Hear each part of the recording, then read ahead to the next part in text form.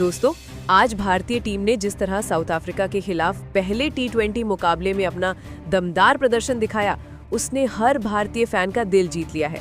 5 मैचों की टी20 श्रृंखला का आगाज आज कटक के बाराबती क्रिकेट स्टेडियम में हुआ, जहां दर्शकों को शुरुआत से लेकर अंत तक रोमांच से भरपूर एक महामुकाबला देखने को मिला।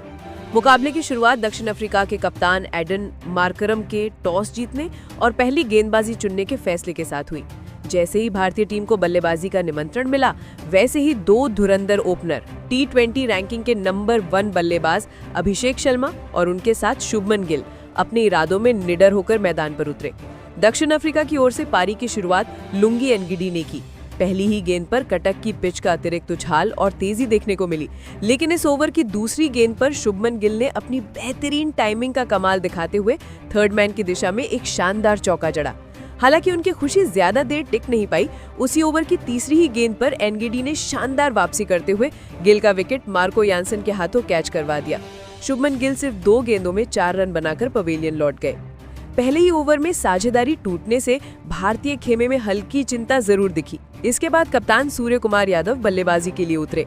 पारी का दूसरा ओवर मार्को यानसन लेकर आए, जिनकी गेंदों में भी उतनी ही उछाल और धार दिखाई दे रही थी। भारतीय बल्लेबाजी थोड़ी दबाव में नजर आई और इस ओवर से सिर्फ 1 रन ही हासिल हो सका। लेकिन अब लुंगी एनगिडी तीसरा ओवर करने आए और यही भारतीय कप्तान ने अपने असली खेल का नजारा दिखाने का फैसला किया। इस ओवर की दूसरी और तीसरी गेंद पर सूर्य कुमार यादव ने एक चौका और एक शानदार छक्का जड़कर विरोधी खेमे में खलबली मचा दी। सूर्या का लगाया हुआ ये छक्का इतना धमाकेदार था कि साउथ अफ्रीका के कप्तान भी हैरान रह गए। लेकिन खेल में उतार चढ़ाव तो रहते ही हैं। अगली ही गेंद पर एनगिडी की एक बेहतरीन लाइन लेंथ की डिलीवरी पर सूर्य कुमार यादव चकमा खा गए और एडन मार्करम को अपना कैच थमा बैठे। सूर्या 11 गेंदों में 12 रन बनाकर आउट हुए और भारत ने कुछ ही रनों के भीतर 2 अहम विकेट गंवा दिए। अब मैदान पर आए तिलक वर्मा, जिन्होंने अपनी शुरुआत बेहद संयम और समझदारी से की। पिच से गेंदबाजों को मिल रही मदद को देखते हुए उन्होंने जोखिम भरे शॉट्स खेलने से परहेज किया। इसी बीच मार्को यानसन के ओवर में अभिषेक शर्मा ने मिड विकेट के ऊपर से एक सुंदर छक्का लगाया। हालांकि पावर प्ले में अभिषेक पूरी तरह खामोश नजर आ रहे थे। शायद पहली बार कोई गेंदबाजी आक्रमण उन्हें इतनी देर तक बांध पाने में कामयाब हुआ था। इसके बाद अफ्रीकी कप्तान ने बदलाव करते हुए लूथो सिपामला को गेंद थमाई। इनकी पहली ही गेंद पर भारत को एक महत्वपूर्ण चौका जरूर मिला, मगर बाकी गेंदों पर सिपामला ने शानदार नियंत्रण दिखाया। अब पावर प्ले का अंतिम ओवर मार्को यानसन लेकर आए और इसी ओवर में तिलक वर्मा ने बैक टू बैक 2 बेहतरीन चौके जड़कर भारत की पारी को रफ्तार दी। 6 ओवरों के पावर प्ले के बाद भारतीय टीम का स्कोर 2 विकेट के नुकसान पर 40 रन तक पहुंच चुका था। पावर प्ले के खत्म होते ही एक बार फिर गेंदबाजी की जिम्मेदारी लूथो सिपामला को दी गई और भारतीय बल्लेबाजों को अपनी रणनीति के साथ संभल कर आगे बढ़ना पड़ा। लेकिन इस बार अभिषेक शर्मा ने जबरदस्त आत्मविश्वास के साथ अपने पुराने लय में वापसी करते हुए पहली 2 गेंदों पर लगातार 2 धमाकेदार चौके जड़ दिए। हालांकि अगली ही गेंद पर लूथो सिपामला ने घातक वापसी करते हुए अभिषेक शर्मा को मार्को यानसन के हाथों एक आसान कैच थमा दिया। 12 गेंदों में 17 रन बनाकर आउट हुए अभिषेक का ये विकेट भारतीय टीम के लिए बड़ा झटका साबित हुआ। दक्षिण अफ्रीका की तेज और धारदार गेंदबाजी भारतीय बल्लेबाजों को शुरुआती ओवरों से ही मुश्किल में डालती नजर आ रही थी। अब क्रीज पर अक्षर पटेल आए, लेकिन दक्षिण अफ्रीका के पेसर्स इतने शानदार अंदाज में गेंदबाजी कर रहे थे कि भारतीय बल्लेबाजी दबाव में घिरती चली गई।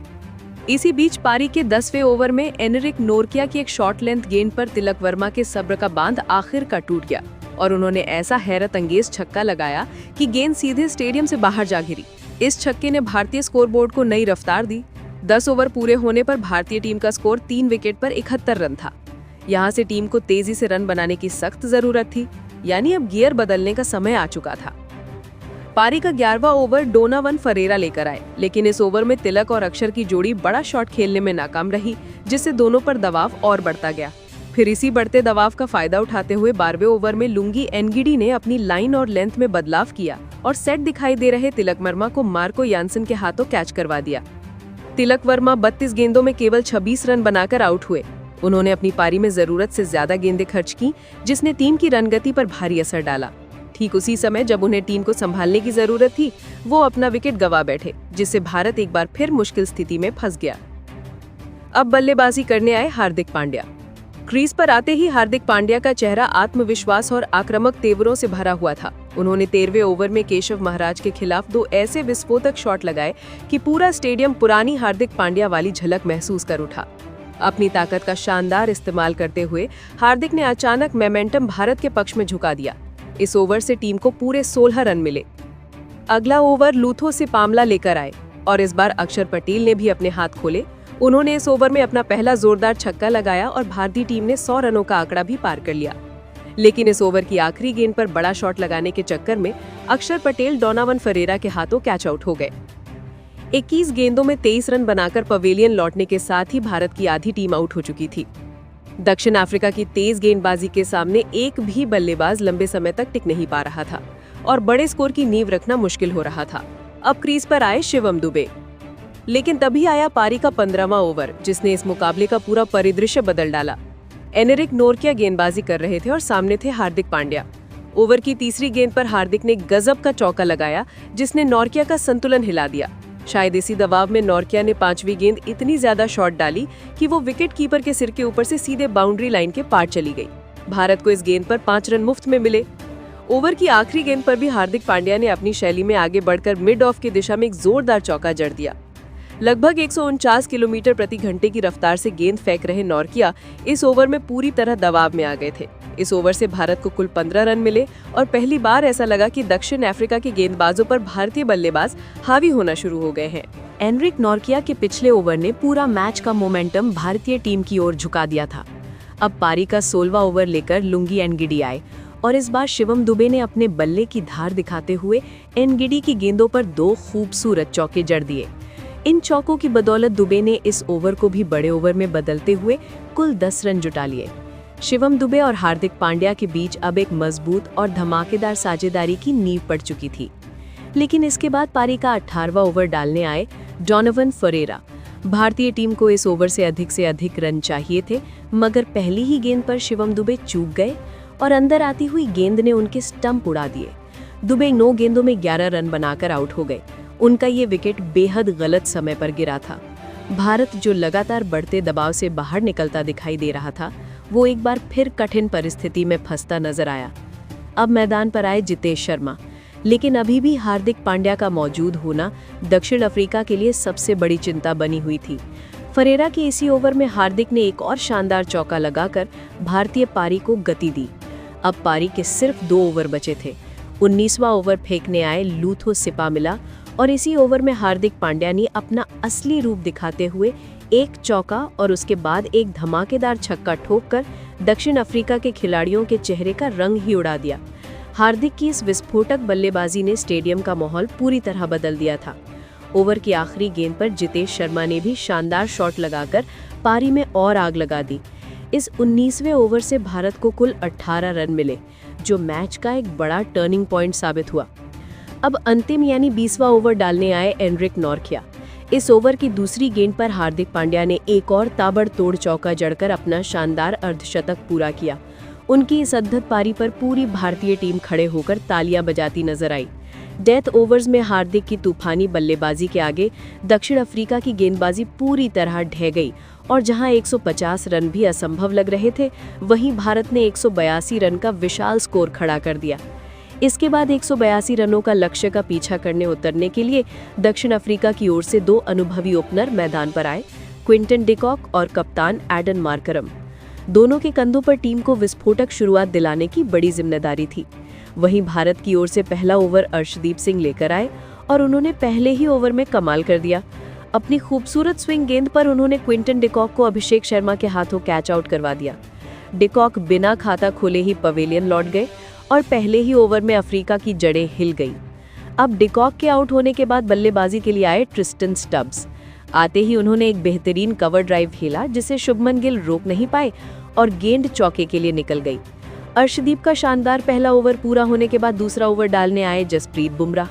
बुमराह ने भी अपने ओवर में विकेट लेने का सुनहरा मौका बनाया, जब एडन मार्करम ने गेंद को थर्ड मैन की ओर हवा में उछाला। शिवम दुबे ने पूरी कोशिश की, लेकिन कैच थोड़ा मुश्किल था और वो बचा लिया गया। इस ओवर से दक्षिण अफ्रीका को मात्र 4 रन मिले। शुरुआत में ही अफ्रीकी बल्लेबाज दबाव में दिखने लगे थे। इसके बाद पारी का तीसरा ओवर डालने के लिए एक बार फिर आए अर्शदीप सिंह, लेकिन इस ओवर में ट्रिस्टन स्टब्स ने फिर से एक चौका जड़कर अर्शदीप सिंह पर दबाव बनाने की कोशिश की, मगर अर्शदीप सिंह ने हार नहीं मानी और अपनी सटीक लाइन लेंथ के दम पर ट्रिस्टन स्टब्स को जितेश शर्मा के हाथों कैच आउट करवाकर जवाब दिया। स्टब्स 9 गेंदों में 14 रन बनाकर पवेलियन लौटे। अर्शदीप की आग उगलती गेंदबाजी के आगे दक्षिण अफ्रीका के 2 बड़े बल्लेबाज घुटने टेक चुके थे। अफ्रीकी टीम अब पूरी तरह परेशानी के दलदल में धंसती जा रही थी। इसके बाद क्रीज पर आए डेवॉल्ट ब्रेविस, जबकि दूसरी ओर अभी भी एडन मार्करम भारत के लिए मुख्य खतरा बने हुए थे। पारी का चौथा ओवर जसप्रीत बुमराह लेकर आए और मार्करम ने इस ओवर में एक चौका और एक ऊंचा छक्का जड़कर कप्तान सूर्यकुमार यादव को सोच में डाल दिया। लेकिन इसी बीच सूर्यकुमार यादव ने एक गलती कर दी और वरुण चक्रवर्ती को मार्करम और ब्रेविस के सामने लगा दिया। इस गलती का फायदा अफ्रीकी टीम ने उठाया, जहां ब्रेविस ने वरुण के ओवर में एक चौका और एक शानदार छक्का जड़ दिया। लेकिन अगले ओवर में सूर्यकुमार यादव ने कमाल का बदलाव किया और अक्षर पटेल को गेंद थमा दी। ये पावर प्ले का अंतिम ओवर था। अक्षर ने आते ही पहली गेंद पर अपना जादू दिखाया और भारतीय टीम के लिए सबसे बड़े खतरे बने एडन मार्करम को क्लीन बोल्ड कर दिया। मार्करम 14 गेंदों में 14 रन बनाकर आउट हुए। ये विकेट भारतीय टीम के लिए इस मुकाबले की सबसे बड़ी उपलब्धि थी। अफ्रीकी टीम अब गहरी संकट में थी। पावर प्ले समाप्त होने तक दक्षिण अफ्रीका का स्कोर 3 विकेट पर 45 रन था। अब बल्लेबाजी करने आए डेविड मिलर। पावर प्ले खत्म होते ही सूर्यकुमार यादव ने गेंद हार्दिक पांड्या को थमा दी और हार्दिक ने आते ही अपनी पहली ही गेंद पर डेविड मिलर को जितेश शर्मा के हाथों कैच आउट करवा दिया। मिलर 3 गेंदों में केवल 1 रन बनाकर आउट हुए। दक्षिण अफ्रीका की बल्लेबाजी अब पूरी तरह बिखर चुकी थी। भारतीय गेंदबाजों ने शुरू से ही मैच की नींव अपनी पकड़ में कर ली थी। अब मैदान पर आए डोनावन फरेरा। हार्दिक के इसी ओवर में फरेरा ने एक फुल टॉस गेंद पर चौका लगाया, लेकिन अगले ही ओवर में वरुण चक्रवर्ती ने उनकी गलती का पूरा बदला लिया।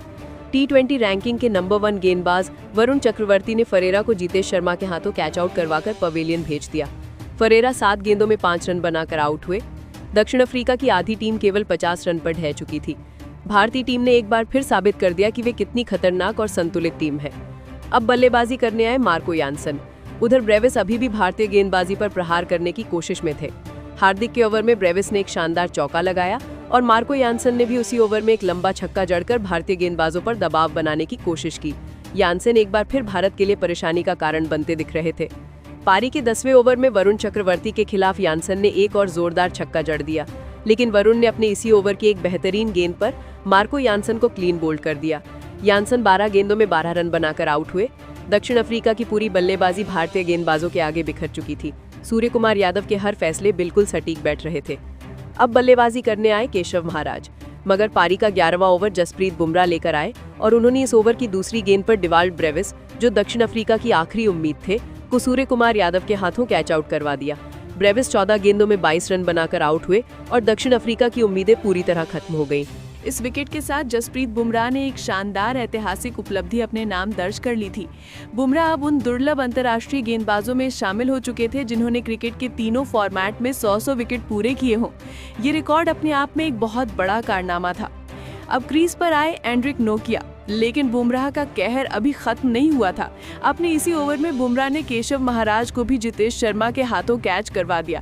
महाराज बिना कोई रन बनाए पवेलियन लौट गए। दक्षिण अफ्रीका के अब सिर्फ 2 विकेट बचे रह गए थे। इसके बाद बल्लेबाजी के लिए लूथो सिपामला मैदान पर उतरे, लेकिन जसप्रीत बुमराह का ये घातक ओवर समाप्त होने के तुरंत बाद गेंदबाजी संभाली अक्षर पटेल ने, और अक्षर ने आते ही एंड्रिक नोकिया को अपनी बेहतरीन गेंद पर क्लीन बोल्ड कर दिया। नोकिया 3 गेंदों में केवल 1 रन ही बना पाए। भारतीय गेंदबाजों ने अफ्रीकी बल्लेबाजी की पूरी तरह धज्जियां उड़ा दी थी। अब आखिरी विकेट के रूप में मैदान पर आए लुंगी एनगिडी, लेकिन उन्हें भी ज्यादा देर टिकने का मौका नहीं मिला। शिवम दुबे के ओवर में एनगिडी ने गेंद को हवा में उछाल दिया और अभिषेक शर्मा ने आसान कैच पकड़कर दक्षिण अफ्रीका की पूरी पारी को समेट दिया। अफ्रीकी टीम केवल 74 रनों पर ऑल आउट हो गई। भारत ने इस मुकाबले को 101 रनों के विशाल अंतर से जीतकर अपने नाम कर लिया। इस धमाकेदार जीत के साथ भारतीय टीम ने T20 श्रृंखला में 1-0 की मजबूत बढ़त हासिल कर ली। लेकिन दोस्तों, इस मैच के असली हीरो तो रहे हार्दिक पांड्या। उन्होंने उस मैदान पर अपने बल्ले से तूफान मचा दिया, जहां दोनों टीमों के बड़े बड़े बल्लेबाज भी रन बनाने के लिए जूझते नजर आए। हार्दिक पांड्या ने अकेले दम पर भारतीय पारी को हवा देते हुए टीम को एक विशाल स्कोर तक पहुंचाया। उन्होंने मात्र 28 गेंदों में 6 चौके और 4 छक्कों की मदद से 59 रनों की नाबाद धमाकेदार पारी खेली। सिर्फ बल्लेबाजी ही नहीं, हार्दिक ने गेंदबाजी में भी अपना कमाल दिखाते हुए डेविड मिलर जैसा बड़ा विकेट झटका, जिससे दक्षिण अफ्रीका की रीढ़ पूरी तरह टूट गई। उनके इस शानदार ऑलराउंड प्रदर्शन के दम पर भारतीय टीम इतनी बड़ी जीत दर्ज कर पाई। तो दोस्तों, आप हार्दिक पांड्या की इस विस्फोटक और अद्भुत पारी को 10 में से कितने नंबर देना चाहेंगे? अपनी राय नीचे कमेंट में जरूर लिखें। धन्यवाद।